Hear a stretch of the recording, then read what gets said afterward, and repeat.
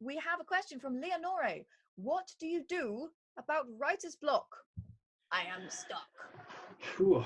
So sure. And I know like we've kind of like touched on it, like burnout in a way is similar to writer's block sometimes. I think maybe the difference is like fatigue versus maybe just not knowing what comes next.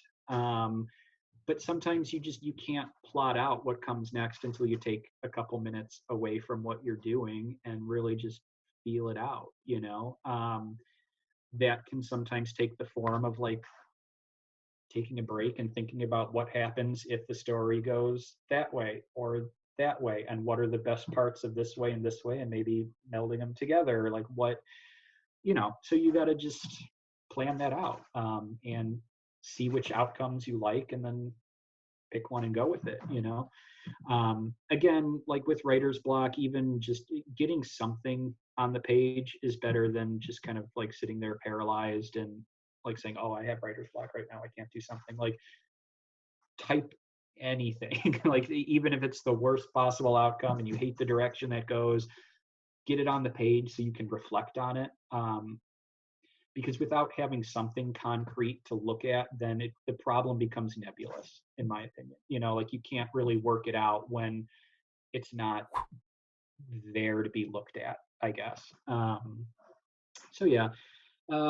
What else with writer's block? I mean, it helps to, again, if you have partners and people you trust with the project, to go to them and say like, hey, I have this character that, you know, maybe you're familiar with, maybe you're not, like, and here's the situation he's in. What would be cool?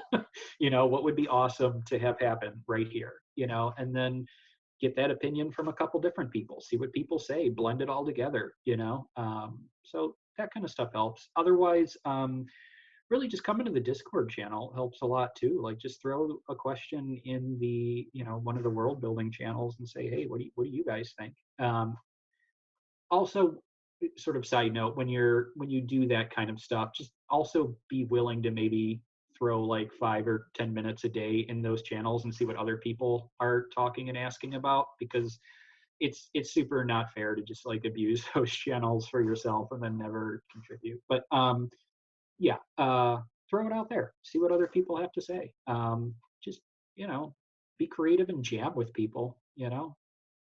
Yeah, absolutely. And often having external input, Mhm. even if what they say is, oh, wouldn't it be cool if X? And you're like, no, that doesn't make sense because of these reasons. That can still get you thinking outside Right. of the box that you've created for yourself.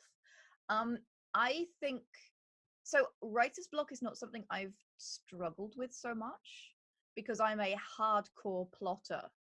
I think it's something pantsers find a lot harder to deal with than plotters, because plotters always know where they're going. Even if they don't know how they're getting there, they know what's going to happen in the end. Mhm. And even if you are a plotter, even if you are a pantser, I think sometimes if you don't know what's happening immediately, you can skip that bit and go on to the next bit. Think about a cool thing you want to happen in the future of your story, and then you can just fill in the end bit later. That's what second drafts are for. There's an expression, right where the heat is. So essentially, write the cool bit that you're excited about right now, and then you can link it together later. You will make it make sense. And at least then you continue to create, you continue to move forward, and you can always reevaluate later. Those words are never lost. You can always put them in another draft. You can release them as a story later. They can be a side plot. They can be a sequel. You know, you're never writing wasted words, because every word is a good word. Every word is a practice word. Every word is a word that you can do something with in a second draft. So And that's always my advice. those fly by the seat of your pants writers, I think that's a myth. I don't think you're real. I think all of you at least have some idea of where it's going. I don't think, if you're out there, I want to talk to you, but I think promise you.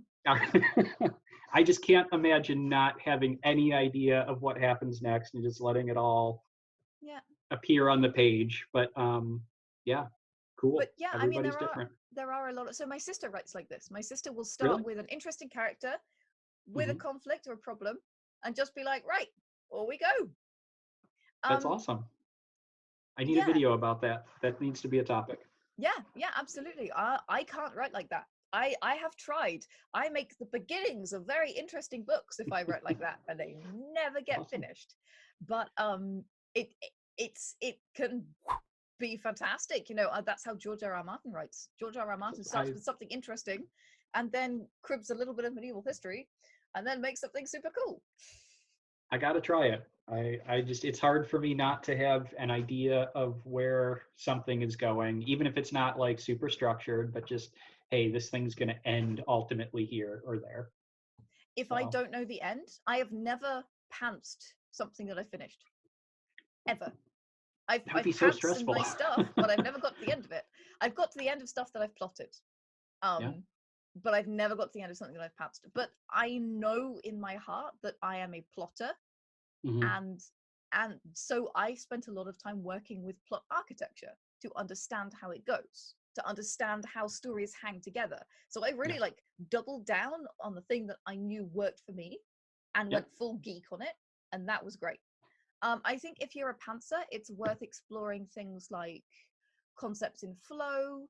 It's worth exploring things like flow charts of possible endings, even if you make 3 endings. That can be another great thing. What are 3 things that could happen next? So instead of being like, I don't know what the right choice is, create a surfeit of choices. This is something that I found useful even when I'm plotting at the plotting stage.